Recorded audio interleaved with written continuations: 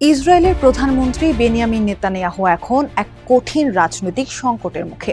দীর্ঘদিনের চিরশত্রু ইরানের বিরুদ্ধে এক চূড়ান্ত বিজয়ের স্বপ্ন দেখিয়েছিলেন তিনি, কিন্তু সম্প্রতি যুক্তরাষ্ট্র ইরানের মধ্যে ঘোষিত যুদ্ধবিরতি সেই স্বপ্নে জল ঢেলে দিয়েছে বলে মনে করছেন অনেক ইসরায়েলি।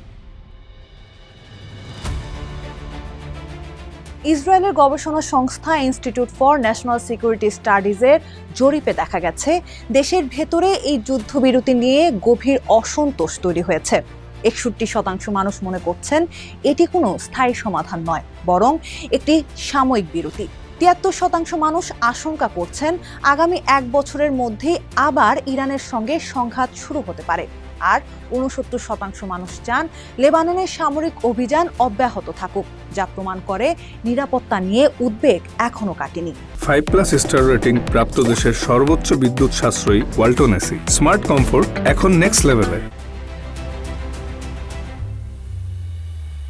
মার্কিন প্রেসিডেন্ট ডোনাল্ড ট্রাম্প যখন ইরানের বিরুদ্ধে বড় ধরনের হামলার হুমকি দিয়ে সময়সীমা বেঁধে দেন, তখন অনেকেই ধারণা করেছিলেন পরিস্থিতি আরও ভয়াবহর দিকে যাবে।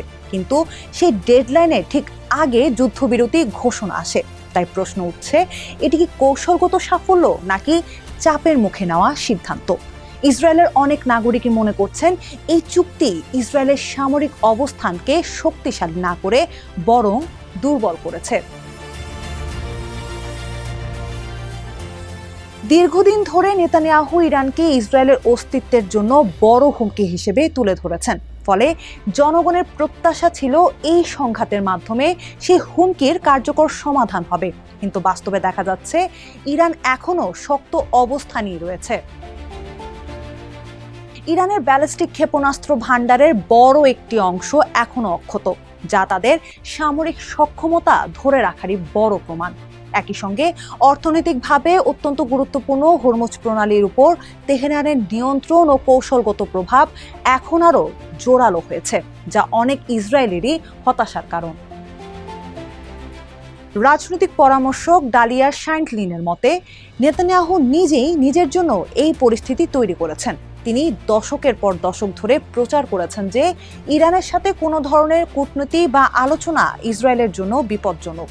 এখন যখন তার ঘনিষ্ঠ মিত্র ডোনাল্ড ট্রাম্প ইরানের সাথে আলোচনার পথ বেছে নিয়েছে, তখন নেতানিয়াহু সেই পুরনো কঠোর অবস্থানই তার বিরুদ্ধে অস্ত্র হিসেবে কাজ করছে। 5+ স্টার রেটিং প্রাপ্ত দেশের সর্বোচ্চ বিদ্যুৎ সাশ্রয়ী ওয়ালটন এসি স্মার্ট কমফোর্ট এখন নেক্সট লেভেলে। শুধু সাধারণ মানুষই নয়, ইসরায়েলের বিরোধী রাজনৈতিক দলগুলো বর্তমানে নেতানিয়াহুর কড়া সমালোচনা করছে। বিরোধী দলীয় নেতা ইয়ার লাপিদ এই যুদ্ধবিরতিকে নেতানিয়াহুর প্রকাশ্য আত্মসমর্পণ বলে উল্লেখ করেছেন। তার অভিযোগ, নেতানিয়াহু ইসরায়েলকে এমন একটি আশ্রিত রাষ্ট্রে পরিণত করেছে যা এখন ওয়াশিংটনের নির্দেশেই পরিচালিত হচ্ছে। অন্যদিকে বামপন্থী নেতা ইয়ার গোলান এটিকে ইসরায়েলের ইতিহাসে অন্যতম গুরুতর কৌশলগত ব্যর্থতা হিসেবে দেখছেন। তার ভাষায়, নেতানিয়াহু যে ঐতিহাসিক বিজয়ের প্রতিশ্রুতি দিয়েছিলেন, বাস্তবে তার বদলে এসেছে এক বড় ধরনের ব্যর্থতা।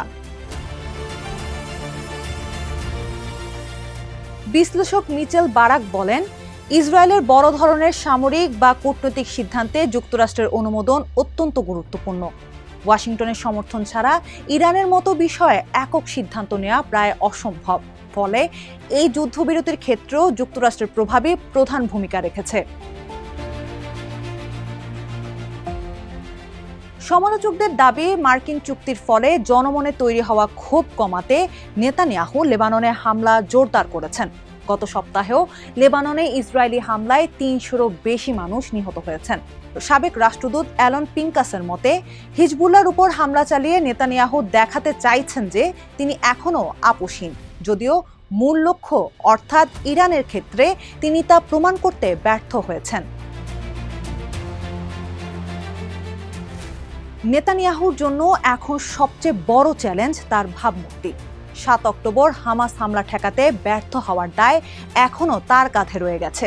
তিনি আশা করেছিলেন ইরানের বিরুদ্ধে একটি বড় সামরিক সাফল্য সে কলঙ্কের দাগ মুছে দেবে, কিন্তু বাস্তবে তিনি এখন এক ধরনের দ্বিমুখী সংকটে পড়েছেন।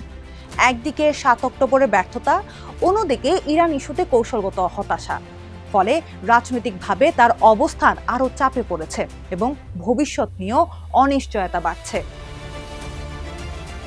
যদিও নেতানিয়াহু দাবি করছেন যুক্তরাষ্ট্রের সাথে তার কোনো মতবিরোধ নেই এবং সবকিছু সমন্বয়ের মাধ্যমেই হচ্ছে, কিন্তু বাস্তব চিত্র বলছে ইসরায়েল এখন কূটনীতিকভাবে কোণঠাসা।